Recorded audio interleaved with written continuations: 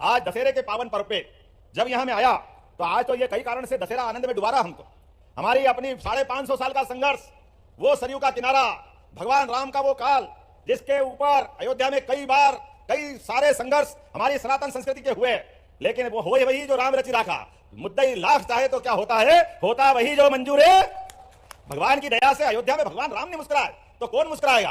अरे पूरा देश आनंदोलित है, आनंद में डूबा हुआ है। आकाश से बात करता हुआ भगवान राम का मंदिर, भगवान राम की 17 लाख साल पुरानी उस ऐतिहासिक विरासत में सराबोर करते हुए भगवान मुस्कुरा रहे। ऐसा लग रहा पूरा देश मुस्कुरा, पूरा देश आनंद में डूबा हुआ, पूरा देश दशहरे में झूम रहा है। यह हमारा सौभाग्य है और ये हमारे माननीय यशस्वी प्रधानमंत्री की शासन की कुशलता है, जहां भगवान राम का नाम लेते हुए पुरानी सरकारों के द्वारा क्या क्या उल्टे पुल्टे काम नहीं किए, कितने प्रकार से देश को बरगलाने का प्रयास किया। यह यशस्वी प्रधानमंत्री की कार्यशैली थी, जिनके कारण से सुप्रीम कोर्ट ने फैसला दिया, सुप्रीम कोर्ट ने। और मैं हिंदू के साथ साथ मुसलमान भाइयों के लिए भी जोरदार ताली बजाओ। पूरे देश के अंदर क्या हिंदू क्या मुसलमान सबने मिलकर के भगवान राम की जय जयकार की, आनंद में डूब गया देश हमारा। यह हमारा सौभाग्य है। पूरे दुनिया के अंदर अचंभित है देश, दुनिया के भगवान राम के ऊपर सुप्रीम कोर्ट ने फैसला दिया, लेकिन पूरे देश में कहीं एक जगह दंगा तो छोड़ो, कोई पत्थर फेंकने वाला भी नहीं मिला। यह अपना यशस्वी प्रधानमंत्री का नेतृत्व है। और तो और इस पूरे आनंद में जिसने 70 साल तक मुकदमा लड़ा, वो मुस्लिम भाई भी आनंद के साथ अयोध्या में उस अवसर पे मौजूद थे। ये हमारा ये भारत का अतीत बताता। जोरदार ताली बजाओ उनके लिए। जहां हिंदू और मुसलमान ने मिलकर के सच्चे अर्थों में दिवाली दशहरा सब एक दिन मना लिया, लेकिन दुर्भाग्य के साथ कहना पड़ेगा अभी भी कई सारे ऐसे लोग हैं जिनको भगवान राम का मंदिर आंखों में खटकता है, खटकता है, अटकता है। वो अभी भी है। जब भी वोट का मौका आता है उनको भगवान राम के जन्मोत्सव का आनंद नहीं दिखता है, वो उसको नाच गाना बताते हैं। जाकी रही भावना जैसी, प्रभु मूरी देखी दिन तैसी, जिनकी जैसी दृष्टि उनकी वैसी सृष्टि। इसलिए हिसाब चुकता कर दिया हरियाणा वालों ने। जोरदार अभिनंदन करो। ये अपने कर्मों से भुगतेंगे। जनता हिसाब चुकता कर रही है इनका। जनता की भावनाओं के साथ कुठाराघात करोगे, वोट के चक्कर में हिंदू मुसलमान को लड़ाने के षड्यंत्र करोगे। ये षड्यंत्र चलने वाले नहीं है। पूरा देश एकजुट होकर के यशस्वी प्रधानमंत्री के नेतृत्व में आगे बढ़ रहा है। जोरदार अभिनंदन करो यशस्वी प्रधानमंत्री का। और प्रधानमंत्री के कितने निर्णय उज्जवल हैं, आप लाइन से उठा के देख लो। एक एक व्यक्ति के लिए जिस प्रकार से वो काम कर रहे हैं, हर समाज को साथ लेके चल रहे हैं। इसलिए किसान परिवार से आने वाले इस भाई को भी मुख्यमंत्री तक बना करके बिठाकर दिखाने वाला अगर कोई है तो हमारी पार्टी और यशस्वी प्रधानमंत्री है। जोरदार अभिनंदन करो माननीय नड्डा जी का और माननीय प्रधानमंत्री जी का। गरीब किसान का आदमी मुख्यमंत्री नहीं बन सकता।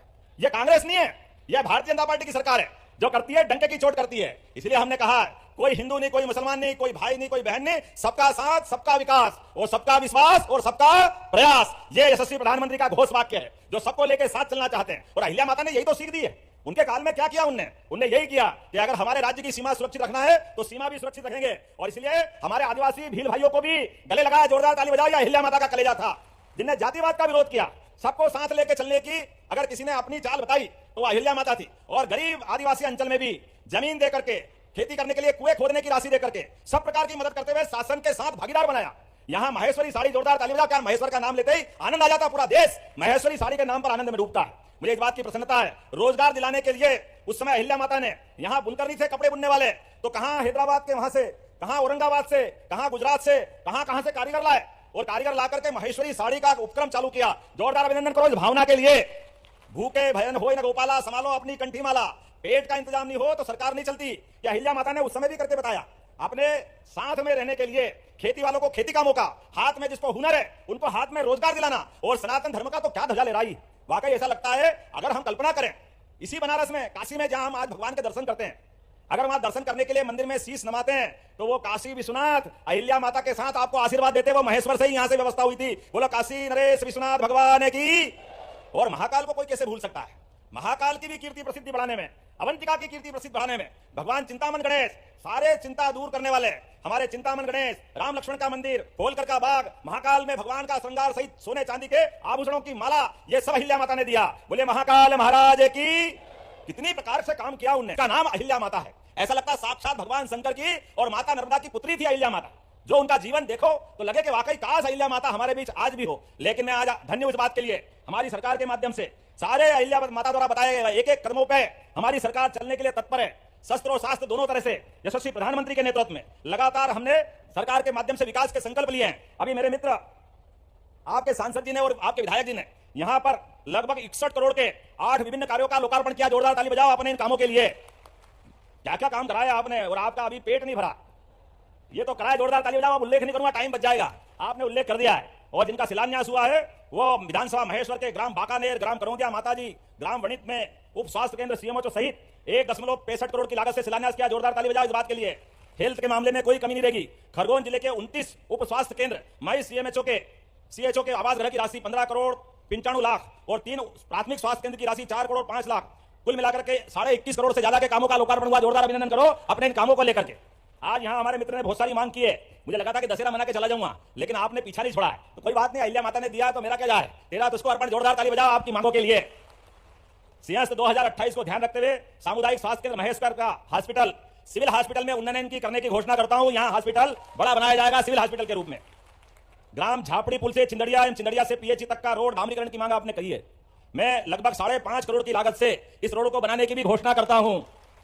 गांव बड़दिया से सोमाखेड़ा तक की सड़क, यह लोक निर्माण विभाग के माध्यम से 3.5 किलोमीटर की सड़क लगभग 4.5 करोड़ की लागत से बनाने की मांग की है। यह बनाने की घोषणा करता हूं। जोरदार अभिनंदन करो इस बात के लिए। और मंडलेश्वर शासकीय महाविद्यालय मंडलेश्वर का नाम महर्षि मंडन मिश्र पे करने की मांग की। करना चाहिए क्या? तो करना चाहिए तो बजाओ ताली। आज से करने की घोषणा करता हूं। ग्राम किरियाखेड़ी रामकुंड बारीद्वारी क्या नाम है यार, बारीद्वारी मंदिर बोले गोपाल करते भगवान की जय। और धारेश्वर मंदिर को धर्मस्व में लेकर के इनका विकास करा रहे। अहिल्या माता का नाम दुनिया भर में मंदिर अच्छे करे, यहाँ कैसे छोड़ेंगे? दोनों मंदिर में जो चाहोगे वो होगा। यही से करने की घोषणा करते हैं। धामनोद सचिन भाई आपको भी भूले नहीं है। बड़वा धामनोद मार्ग 84 से बाईपास तक divider central lighting road widening. सांसद होशियार है, सबका ध्यान रख रहा है। चलो बात करो, ताली बजाओ जोरदार। आपको भी बनाने की घोषणा करता हूं। नरसिंह घाट मुक्तिधाम का विस्तारीकरण और नवीनीकरण, जोरदार अभिनंदन करो। ये नगरीय निकाय के माध्यम से ये भी करने की घोषणा करता हूं। आप ताली नहीं बजाओ तो अगले बंद कर दूंगा। विकास के काम में सच्चे अर्थों में दशहरा बन रहा है। जनता की सुविधाओं को लेकर के जनता की इच्छा आकांक्षा के आधार पर सरकार चले, यही तो सुशासन है। और यही व्यवस्था के आधार पर हमारा आज का कार्यक्रम का मूल भाव भी है। वार्ड क्रमांक 1 से 15 तक, अरे सलंगी कर लिए, बीच में छोड़ा भी नहीं। सभी के अंदर पेवर ब्लॉक बनाने की बात कही है। पेवर ब्लॉक लगाने की घोषणा करता हूं। थोड़ा बहुत तो छोड़ो भाई। वार्ड क्रमांक 1 से 15 फिर पूरे, इसमें नाली विकास क्या क्या कराने का, नाला नाली सब बनेंगे। चलो कोई बात नहीं, बनाते हैं। जोरदार ताली बजाओ, बनाने की घोषणा करता हूं। आपने बस स्टैंड भी मांगा, नवीन बस स्टैंड वार्ड नंबर 9 में बनाना चाहिए क्या? इधर आवाज नहीं आ रही, नहीं बनाएंगे। बोलो बनाना कि नहीं बनाना? उधर पीछे वाले नहीं चाहते बस में बैठना। ताली वाली बजा के बताओ, सब बनाने की, नवीन बस स्टैंड बनाने की घोषणा भी की जाती है। आपने कहा कि ये तो सब होता रहेगा, लेकिन हमारा औद्योगिक क्षेत्र भी चाहिए, युवाओं को रोजगार दिलाने के लिए, विद्यार्थियों को काम मिलने के लिए और भविष्य में विकास के लिए।